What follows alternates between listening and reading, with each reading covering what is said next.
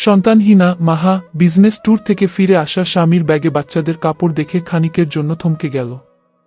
বুকের ভেতরটা কেমন যেন দমবন্ধ করা অনুভূতি তৈরি হল। কাপড়টা বের উল্টেপাল্টে দেখল সে।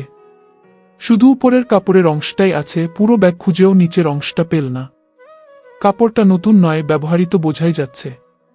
ধোয়া হলেও জামাতে বাচ্চা বাচ্চা একটা গন্ধ এখনো লেগে আছে। জামাটা তুলে নিয়ে উল্টেপাল্টে দেখল সে। খুব ছোট, হয়তো বছর দুয়েকের বাচ্চার হবে। ফ্যালফ্যাল করে জামাটার দিকে তাকিয়ে রইল মাহা। অজানা কারণে চোখের সামনে ঝাপসা হয়ে এল সব। বুকের ভেতরে কেমন যেন একটা অনুভূতি তৈরি হল। মাহার স্বামী রোদ্দুর আগের দিন মাঝরাতেই শহরের বাইরে থেকে এসেছে। মাহাকে সে জানিয়ে গিয়েছিল অফিসের কাজেই গিয়েছে। তাদের বিয়ে হয়েছে প্রায় 2 বছর, পরিচয় বছর 3 মতন হবে। কোনো এক বিজনেস মিটিং তাদের প্রথম সাক্ষাৎ। বাকিটা যেন আপনা আপনি এগিয়ে গিয়েছিল। 3 বছরে মাহার কখনো রোদ্দুরের প্রতি কোনরূপ সন্দেহ হয়নি, বিন্দু পরিমাণও না। কিন্তু আজ না চাইতেও তার মনে সন্দেহ উকি দিতে লাগল। মন যেন তার কু ডাকছে, রোদ্দুর কি আমার সাথে চিট করছে, আমাকে ধোকা দিচ্ছে। পর মুহূর্তেই নিজেকে ধিক্কার জানালো মাহা। নিজেকে বকল উল্টোপাল্টা জিনিস ভাবার জন্য। কি ভাবছে সে, কিভাবে এমন নিচু চিন্তা তার মাথায় এল? নিজের মনকেই ধমক দিল মাহা। চিফ মাহা, যে মানুষটা তোর কঠিন সময়ে তোর পাশে ছিল, একমাত্র ভরসা ছিল, সেই মানুষটাকে তুই বিনা কারণে সন্দেহ করছিস।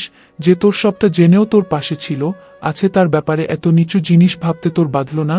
যে মানুষটা তোর সবটা জেনেও তোকে আপন করে নিয়েছে, তার ব্যাপারে এমন ভাবতে তোর লজ্জা করছে না?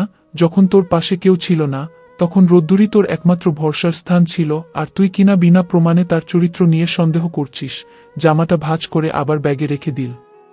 নিজেকে বোঝালো মাহা, হয়তো ভুল করো, অন্য কারো বাচ্চার কারণে চলে এসেছে।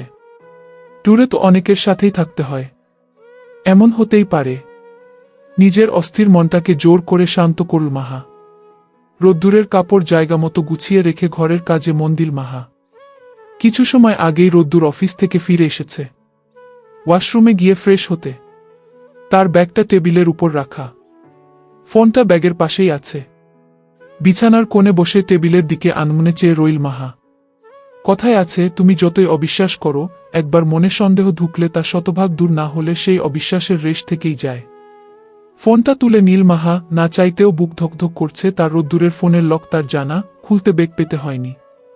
দ্রুত সবকিছু চেক করল। কয়েক মিনিট পর ফোনটা আবারও আগের জায়গায় রেখে বিছানায় এসে বসল। খুট করে দরজা খোলার শব্দ শোনা গেল। রোদ্দুরের সামনের চুলগুলো ভেজা, তোয়ালেটা বারান্দায় মেলে দিয়ে আয়নার সামনে এসে দাঁড়াল সে। অন্যদিনে মাহা এতক্ষণে বেশ কয়েকবার তার আশেপাশে ঘুরে যেত, এটা সেটা বলতো। আজ চুপ বসে আছে বিধায় রোদ্দুর সহজেই তার লক্ষ্য করল।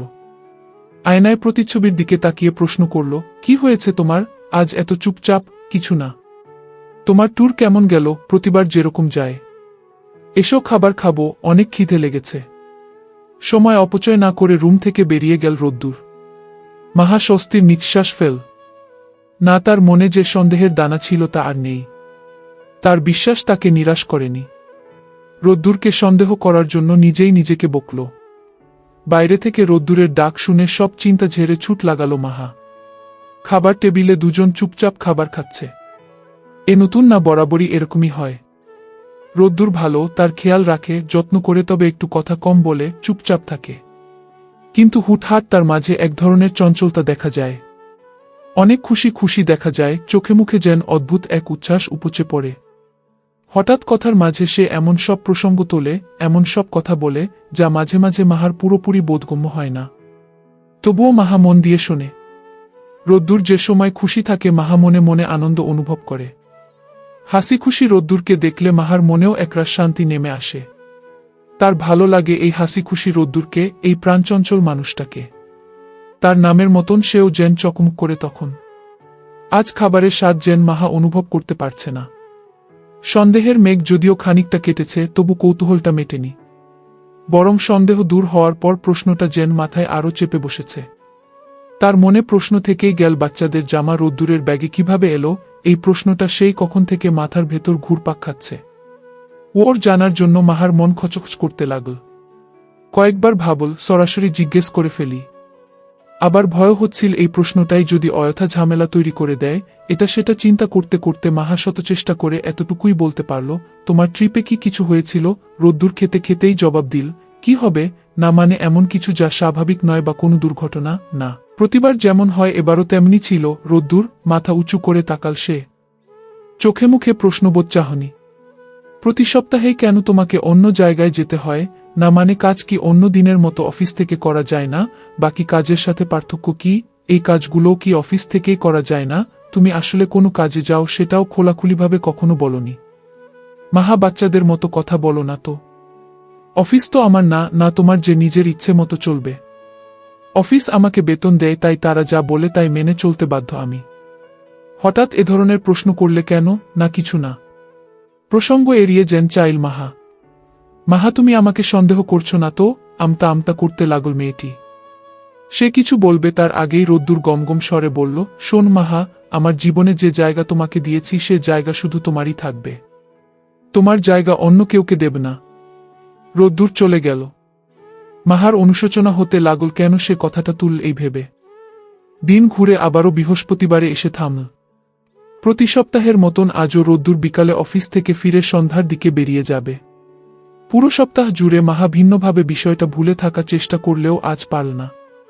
রোদ্দুরে ব্যাগ গুচ্ছাতে গুচ্ছাতে বাচ্চাদের কাপড়টা তার কাপড়ের মাঝে রেখে দিল। সন্ধ্যায় সময় মতো রোদ্দুরে চলে যাওয়ার জন্য প্রস্তুতি নিতে লাগল।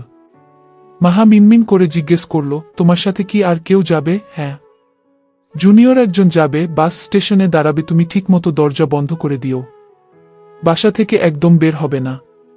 আমি আসছি। সাবধানে যেও। যথাসম্ভব নিজেকে স্বাভাবিক রেখে রোদ্দুকে বিদায় জানাল মাহা। কিন্তু মনে মনে দোয়া পড়তে লাগল, সে যা ভাবছে তা যেন সত্যি না হয়। কখনোই যেন তা সত্যি না হয়। রোদ্দুর চলে যাওয়ার পর ঘরটা অদ্ভুত রকম নীরব হয়ে গেল। মাহা দরজাটা বন্ধ করল ঠিকই, কিন্তু নিজের ভেতরে থাকা সন্দেহ এবং ভীতিকে তালা বন্ধ করতে পারল না।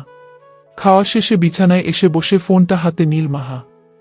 ঘড়ির দিকে তাকিয়ে দেখল রাত 10টার একটু বেশি বাজে। মাহা নিজেকে আটকাতে পারল না, রোদ্দুরকে ফোন করল। একবার দুবার, তৃতীয়বার রিং হতে ফোনটা ধরল রোদ্দুর। বলো। মাহা কান খাড়া করে অপর পাশ থেকে অন্য শব্দ শোনার চেষ্টা করল। কথা বলছো না কেন? পৌঁছালে? না, বাস ছাড়তে দেরি হচ্ছে। স্টেশনে দাঁড়িয়ে আছি। তোমার সাথে কে আছে? সাথে সাথে মোড় দিল না সে। কিছুটা সময় নিয়ে জানাল, বললাম তো জুনিয়র এসেছে সাথে। তুমি এত চিন্তা করো না। আচ্ছা, সাবধানে থেকো। হুম, রাখছি। লাইন কেটে দিল রোদ্দুর। ফোন করার পর মাহার বুকের ভেতর ধুকপুকানি যেন আরও বেড়ে গেল। এতদিন রোদ্দুরের সাথে থেকে তার স্বভাব সে ভালোমতোই জানে। যখন সে বিরক্ত বোধ করে তখন তার কথাবার্তা এরকমই শোনায়। আজও তার স্বরে যেন বিরক্তির রেশ ছিল। রাত বাড়ছে। মাহা বিছানায় শুয়ে পড়লেও ঘুম আসছে না তার। চোখ বন্ধ করলেই বাচ্চাদের জামাটা চোখের সামনে ভেসে ওঠে, এছাড়াও নানা চিন্তা। মাহা জানে সন্দেহ খুব ছোট্ট একটা শব্দ, কিন্তু এই ছোট্ট শব্দটাই সম্পর্কের সবচেয়ে বড় শত্রু হয়ে দাঁড়াতে পারে। সে নিজেকে বারবার বোঝাতে লাগল তার ভাবনা সঠিক নয়। রোদ্দুর এমন মানুষ না। রোদ্দুর ফিরে এসেছিল মাঝরাতের দিকে। সকালে সে বের হতেই মাহা ব্যাগটার তল্লাশি করতে লাগল। অফিসের পর ফ্রেশ হয়ে ওয়াশরুম থেকে বেরিয়ে এলো রোদ্দুর। আয়নায় নিজের প্রতিচ্ছবি দেখতেই তার নজরে এলো মাহার মুখশ্রী। কি হয়েছে? এমন করে তাকিয়ে আছো কেন? মাহা সরাসরি তার চোখে চোখ রেখে বলল, একটা কথা জিজ্ঞেস করব।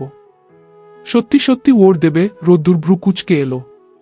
কি? তোমার ব্যাগে বাচ্চাদের কাপড় ছিল, সেটা কোথায়? মুহূর্তের জন্য ঘরে নিস্তব্ধতা নেমে এল। রোদ্দুর যেন থতমত খেয়ে গেল। কি বলছো এসব? আমি পরিষ্কার করেই বলেছি। তোমার শেষ ট্যুর থেকে আসার পর ব্যাগে বাচ্চাদের একটা জামা ছিল। সেটা আমি আবারও রেখে দিয়েছিলাম, কিন্তু এখন সেটা আর নেই।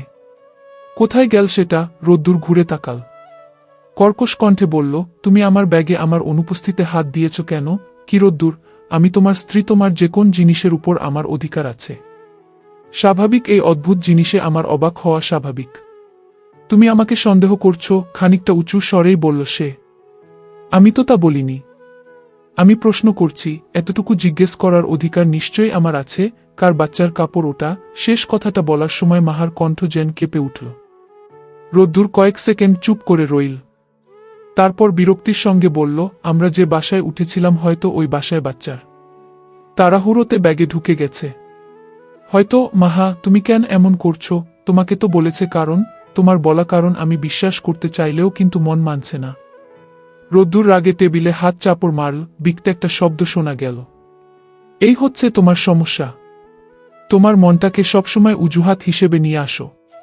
তোমার বাচ্চা নেই বলে কি আর কারো থাকবে না, তুমি সবসময় নিজের দুর্বলতা দিয়ে সবকিছু বিচার করো। মাহা যেন এক মুহূর্তের জন্য স্তব্ধ হয়ে গেল। দুর্বলতা? হ্যাঁ, দুর্বলতা।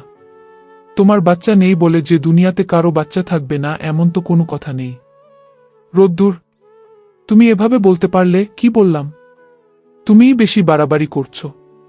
বাড়াবাড়ি? আমি শুধু জানতে চেয়েছিলাম, যেটা আমার অধিকার। আর আমার কোনো সমস্যা নেই, আমি শারীরিকভাবে বাচ্চা নেওয়ার জন্য একদম সুস্থ। তুমিই বাচ্চা নিতে আগ্রহী না। তুমিই ভিন্নভাবে সবসময় কথাটা এড়িয়ে যাও। রোদ্দুর চুপ হয়ে গেল, তবে মুহূর্তেই গমগম স্বরে প্রশ্ন করল, তাহলে কি চাও তুমি? বলো, আমি কি প্রতিটা জিনিসের হিসেব তোমাকে দেব? আমি শুধু সত্যটা জানতে চাই। এইটাই সত্য। কিন্তু আমার মন কেন বলছে এটা তোমার বানানো মিথ্যা, আমাকে অন্ধকারে রাখার জন্য। রোদ্দুরের চোখের আগের আভাস দেখা গেল। মাহা, তুমি এবার সীমা ছাড়াচ্ছ। আর তুমি যে মিথ্যা বলছ। দুজনের মাঝখানে যেন অদৃশ্য স্নায়ুযুদ্ধ চলছে। রোদ্দুরকে অন্য রুমের দিকে যেতে দেখে মাহা তাচ্ছিল্যের স্বরে বলল, পালাচ্ছ? তোমার আজগুবি সন্দেহ নিয়েই থাকো তুমি। কথায় আছে না, চোরের মন পুলিশ পুলিশ। তোমার হাবভাবও সেই রকমই। দরজা ধপ করে বন্ধ করে দিল সে। মাহা সোফায় বসে পড়ল। বুকের ভেতর থাকা কষ্ট যেন আরও ভারী হয়ে এলো। অবিশ্বাস, সন্দেহ আর পুরনো ক্ষত সব মিলিয়ে মাহার মাঝে এক যুদ্ধ চলছে। দেয়ালে ঝোলানো ঘড়ির টিকটিক শব্দটা আজ অস্বাভাবিক রকম জোরে কানে লাগছিল। সেই রাতটা মাহার কেটে গেল নির্ঘুমে। পরের কদিন তাদের সম্পর্কের ভেতরে একটা শীতলতা নেমে এল। প্রয়োজনের কথাটাও যেন এখন হয় না। রোদ্দুর ইদানিং রাতে দেরি করে ফেরে। আগের মতন মাহা আর অপেক্ষা করে না। তাদের একসাথে খাওয়া হয় না। একসাথে বসে গল্প করাও যেন এখন শুধুই স্মৃতি। রোদ্দুর এখন আলাদা রুমে রাতে থাকে। বাইরে মাহা শক্ত থাকলেও একা একা তারাও দম বন্ধ হয়ে আসে। সে যেন রোদ্দুর থেকে নয়, সত্যি থেকে পালানোর চেষ্টা করছে প্রতিনিয়ত। মাহা মাঝে মাঝে ভাবে সে কি সত্যিই বাড়াবাড়ি করছে, নাকি এই অস্বস্তিটাই তার মনের দেওয়া সতর্ক সংকেত। মাঝে এক সপ্তাহ পার হয়ে গেল। এবার রোদ্দুর কোথাও যায়নি। নতুন সপ্তাহের বৃহস্পতিবার আজ। সকাল থেকে রান্নাঘরে ব্যস্ত ছিল। পেছনে কারো অস্তিত্ব বুঝতে পেরে ঘুরে তাকাল। রোদ্দুরকে দেখে চমকে উঠল সে। নিজেকে স্বাভাবিক করে জানতে চাইল, তুমি এখনো যাওনি? আজ বিকালে তাড়াতাড়ি আসব, তৈরি হয়ে থেকো। কেন, বাইরে যাওয়ার জন্য কারণ লাগে নাকি? সুন্দর করে সেজে তৈরি হয়ে থেকো। আমার ভালো লাগছে না। তুমি যাও। রোদ্দুর নিজে থেকেই এগিয়ে এলো। বলল, আমার কথায় সেদিন তুমি কষ্ট পেয়েছিলে। খারাপ কথা বলেছি? সরি মাহা। মাহা তাকাল। এই প্রথম কয়েকদিন পর সরাসরি চোখে চোখ রাখল সে। একটু থেমে আবারও বলল, আমি রেগে গিয়েছিলাম। রাগের বসে আমার এমন কথা উচিত হয়নি। মাহা চুপ করে রইল। কথা যেন বের হতে চাইছে না। রোদ্দুর, সরি বললে কি সব সমাধান হয়ে যায়? আমি জানি তা হয় না। ভুলটা আমারও, সেটা আমি স্বীকার করছি। আমি উচিত হয়নি ওভাবে বলা। এতদিন আমি নিজের করা কাজের জন্য লজ্জিত ছিলাম বলেই তোমার সামনে আসতে পারিনি। আজ আমি তোমার সাথে সময় কাটাবো। আমাদের সম্পর্কে মাঝে যে দেয়াল তৈরি হয়েছে সেটা আর বাড়তে দেব না আমি। মাহা অবাক হল, সাথে যেন খুশিও। মনে মাঝে তার আনন্দের ঢেউ খেলে যাচ্ছে। সেদিন সত্যিই রোদ্দুর তাকে সময় দিয়েছিল। তার মাঝে যেন সত্যিকারের খুশি, অনুশোচনা দেখতে পেয়েছিল মাহা। সেই মুহূর্তে মাহার নিজের ভাবনার উপরেই সন্দেহ হতে লাগল। রোদ্দুরে অফিসের নিচে দাঁড়িয়ে আছে মাহা। তার হাতে একটা ব্যাগও দেখা যাচ্ছে। চারিপাশে ভালো মতো একবার চোখ বুলিয়ে নিল। সবাই নিজ নিজ কাজে ব্যস্ত। রোদ্দুরকে না বলেই এসেছে সে। সঙ্গে সঙ্গে তাকে ফোন করল না। রিসিপশনে এসে দাঁড়াল মাহা। রিসেপশনিস্ট মেয়ে তাকে দেখে এগিয়ে এলো। আপনাকে কিভাবে সাহায্য করতে পারি ম্যাম? আমার কিছু জানার ছিল। বলুন, কি জানতে চান? আচ্ছা, আপনাদের অফিস থেকে প্রতি সপ্তাহে কোথাও যেতে হয়, মানে কোনো মিটিং বা জিনিসপত্রের হিসাবের জন্য? রিসেপশনিস্ট মেয়ে কি রকম দৃষ্টিতে তাকাল সে। পরক্ষণেই চোখমুখ স্বাভাবিক করে জানাল, সরি ম্যাম। অফিসের ভেতরে তথ্য আমরা বাইরের কাউকে জানাতে পারি না। আর এসব তথ্য আমাদের সেভাবে জানা নেই। এগুলো ডিপার্টমেন্ট অনুযায়ী উপর থেকে কাজ ভাগ করে দেওয়া হয়। আচ্ছা, ধন্যবাদ। হতাশা হলো মাহা। যে কাজের জন্য এসেছিল তার কিছুই হলো না। ভারাক্রান্ত মনে রোদ্দুরকে ফোন করে নিচে আসার কথা বলল। কয়েক মিনিট পরেই রোদ্দুর এলো, হাঁপাচ্ছে সে। মাহার হাত টেনে তাকে এক পাশে নিয়ে এলো, খানিকটা রাগী স্বরেই বলল, তুমি এখানে কেন এসেছ? তোমাকে না বলেছি বাসা খালি রেখে বের হবে না? তোমার জন্য খাবার নিয়ে এসেছিলাম। আজ তো তাড়াহুড়ো করে খাবার না নিয়েই চলে এলে। রোদ্দুর যেন বিরক্ত হল। খাবারের কি অভাব আছে এখানে? আমাকে না জিজ্ঞেস করে কেন এসেছ? আমি এদিকে দাও। মাহার হাত থেকে খাবারের ব্যাগটা নীল রোদ্দুর। এবার যাও। আমাকে না বলে আর আসবে না। চলো, তোমাকে রিকশা ঠিক করে দিচ্ছি। মাহার হাত টেনে নিয়ে এলো রোদ্দুর। তাকে রিকশা ঠিক করে ভাড়া মিটিয়ে দিল। কি মনে করে তার হাতে কিছু টাকা দিয়ে বলল, নেমে কিছু খেতে ইচ্ছে হলো, খেও। বাসা থেকে আর বের হবে না। মামা রিকশা টানেন। আপন গতিতে রিকশা এগিয়ে যেতে লাগল। মাহা নিজের ভাবনায় বিলীন হয়ে গেল। মনে মনে যে একটা কঠিন সিদ্ধান্ত নীলকেন ফোন করেছেন আমাকে, আমাকে কি তোমার মনে পড়ে না? একটিবারের জন্য হলেও আমার সাথে দেখা করা যেত না? কি চান আপনি? যখন সময় ছিল, আপনার প্রয়োজন ছিল, তখন তো ফিরেও তাকাননি। এখন কেন ফোন করছেন? আমি জানি আমার উপর তোমার অনেক রাগ, অনেক অভিমান, কিন্তু আমিও তো তোমার পরিবার মাহা। একটিবার এসো। কখনোই না। এই জন্মে কখনোই আমি ওই বাড়িতে পা রাখব না। আর আপনার প্রতি আমার রাগ, অভিমান কোনটিই নেই। আপনাকে আমি ঘৃণা করি। ঘৃণা ছাড়া এখন আপনার জন্য অন্য কিছু অনুভব করি না। আর কখনোই ফোন করবেন না আমাকে। মুখের উপরই কল কেটে দিল মাহা। চোখ বন্ধ করে বড় বড় কয়েকটা নিঃশ্বাস নিল। মাথাটা বুঝি ব্যথায় ফেটেই যাবে। পরের সপ্তাহটা মাহার জন্য অদ্ভুত রকমের কাটল। বাহ্যিকভাবে সব স্বাভাবিক লাগলেও এই স্বাভাবিকতার আড়ালে সে সতর্ক চোখ সব দিকে নজর রাখতে ভুলল না।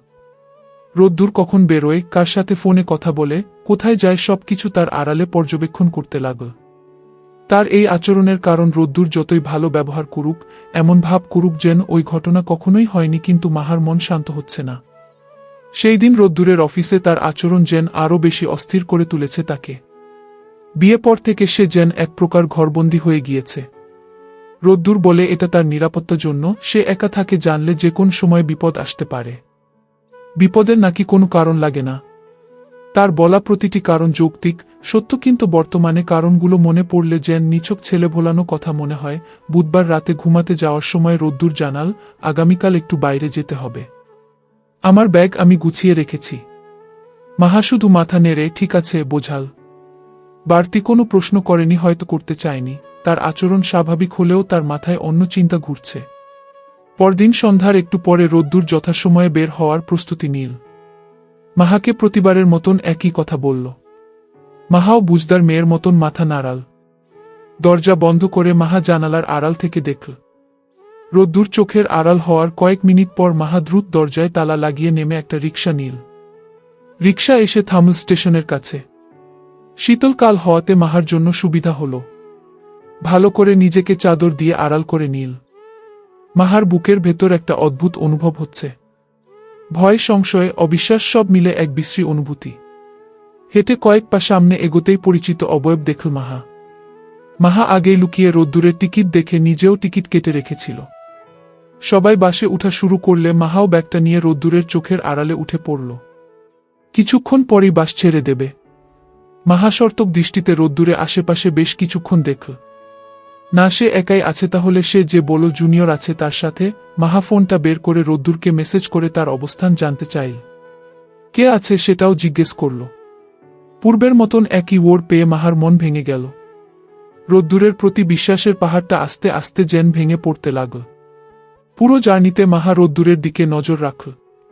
তবে একসময় ক্লান্তিতে তার চোখ বুঝে এলো। বাস থেকে নেমে রোদ্দুর একটা ব্যাটারি চালিত রিকশা নিল। মাহা দূর থেকে সব দেখছিল। বুকের ভেতরটা কেমন অকারণে ধুকপুক করছে। মনে হচ্ছে সামনে অনেক বড় কিছু হতে যাচ্ছে। সেও আর দেরি করল না। আরেকটা রিকশা নিয়ে রোদ্দুরের পেছন পেছন চল। চারিপাশে শুনশান, রিকশা চলছে আপন গতিতে। বাতাসে মাহার গায়ের লোম খাড়া হয়ে গেল। রিকশাটা এসে থামল নিরিবিলি একটা বাসার সামনে এসে থামল। চারপাশে অচেনা পরিবেশ। মাহার কিছুটা দূরে নেমে গেল। তার গলা শুকিয়ে আসছে, হাত পা ঠান্ডা হয়ে আসছে। বুকটক করছে, তার দরজায় টোকা দিল রোদ্দুর। মুহূর্তেই দরজাটা খুলে গেল। একটা মেয়ে এসে রোদ্দুরকে জড়িয়ে ধরল। রোদ্দুরও হাসি খুশি মেয়েটাকে আগলে ধরল, কপালে চম্বন করল।